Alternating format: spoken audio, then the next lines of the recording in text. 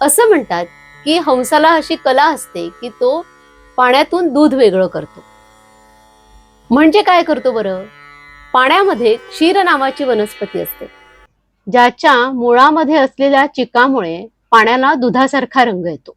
हा हंस काय करतो तर ती क्षीर नावाची वनस्पती आहे ती बाजूला काढतो आणि मग पाणी थोडं निवळलं की ते पाणी पितो. तसंच प्रपंच आणि परमार्थ हे दोन्ही एकमेकांमध्ये मिसळलेले आहेत. पण आपण काय करतो तर परमार्थ बाजूला काढतो आणि प्रपंच नेटाने करतो.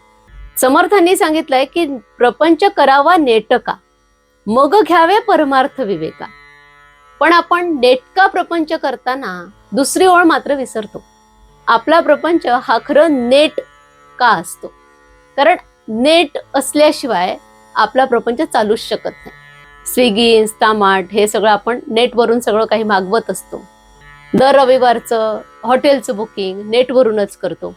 फिरायला जातो, गाडी, बंगला आणि प्रपंचातल्या सगळ्या सुखसोयी म्हणजे नेटका प्रपंच, असं आपलं एक गणित असतं. हे सगळं करत असताना आपली मल्लीनाथी काय असते तर समर्थांनीच तर सांगितलंय प्रपंच करावा नेटका.